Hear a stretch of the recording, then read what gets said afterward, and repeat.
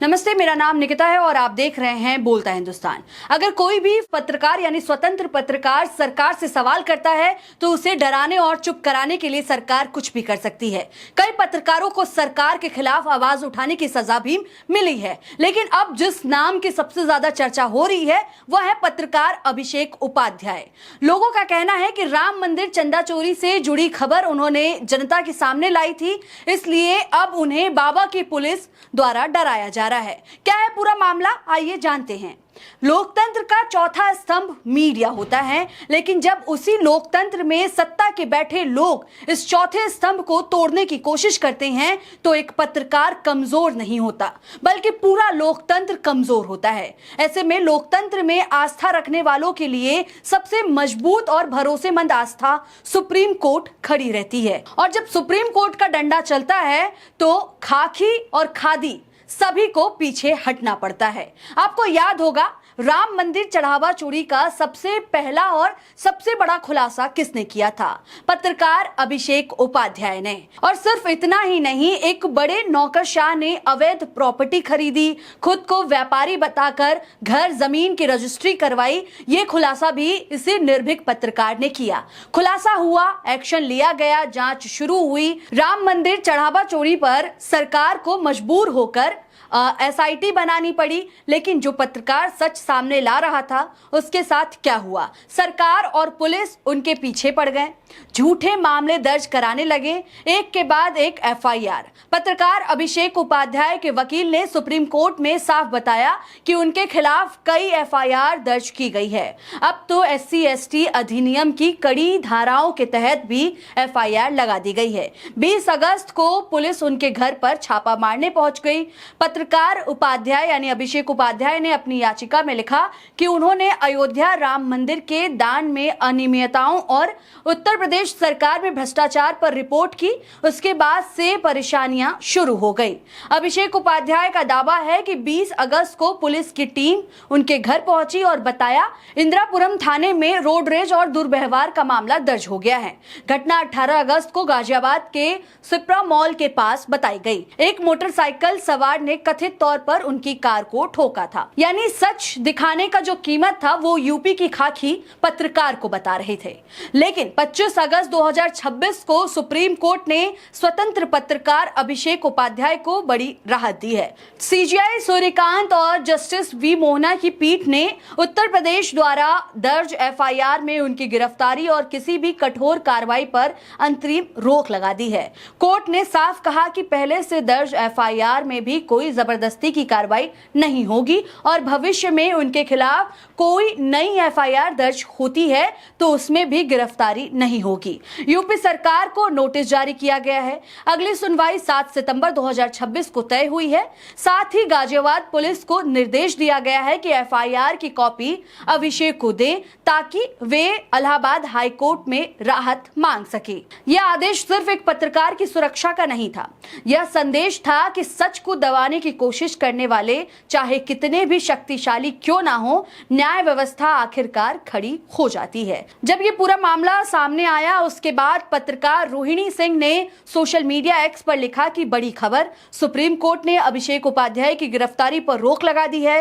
Ghaziabad police द्वारा दर्ज कमजोर FIR में और भविष्य में उनके खिलाफ दर्ज होने वाली किसी भी अन्य FIR में भी प्रतिशोधी यूपी सरकार की बड़ी फजीहत। वही पत्रकार अभिषेक उपाध्याय ने भी इस पूरे मामले पर कहा कि सुप्रीम कोर्ट से बड़ी जीत, गिरफ्तारी पर लगाई रोक, प्रोटेक्शन दिया। गाजियाबाद पुलिस कमिश्नर को FIR कॉपी देने और रिपोर्ट दाखिल करने को कहा। बाकी की होने वाली FIR पर भी रोक लगाई। अगली तारीख 7 सितंबर। मेरी ओर से आर्ग्यू करने वाले सुप्रीम कोर्ट बार एसोसिएशन के प्रेसिडेंट प्रदीप राय ने कहा, मेरा अक्षम्य अपराध सिर्फ इतना था कि मैंने राम मंदिर चढ़ावा चोरी को बेनकाब किया और साथ ही इस सरकार के ना जाने कितने करप्शन केसों को एक्सपोज किया।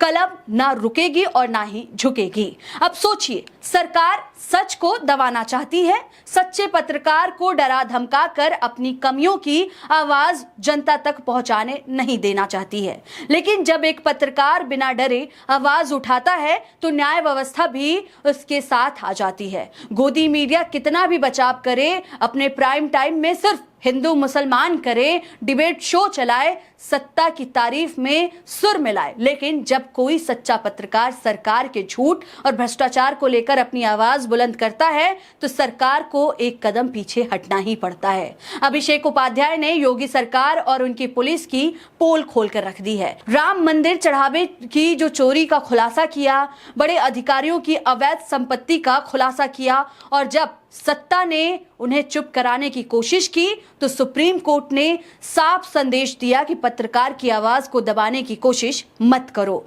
यह सिर्फ एक एफआईआर का मामला नहीं है, यह लोकतंत्र के चौथे स्तंभ को तोड़ने की कोशिश का मामला है। जब सत्ता अपनी गलतियों को छिपाने के लिए पत्रकारों पर झूठे मुकदमे थोपने लगती है, तब समझ लीजिए कि सत्ता असुरक्षित महसूस कर रही है। अभिषेक उपाध्याय जैसे पत्रकार अगर चुप हो जाते हैं तो शायद राम मंदिर का जो चढ़ावा चोरी का मामला था वो उसका सच कभी सामने नहीं आ पाता, एसआईटी कभी नहीं बनती, बड़े अधिकारियों की संपत्तियों की जांच कभी नहीं होती। लेकिन वो चुप नहीं रहे और जब उन्होंने आवाज उठाई तो सत्ता ने जवाब में एफआईआर का हथियार उठा लिया।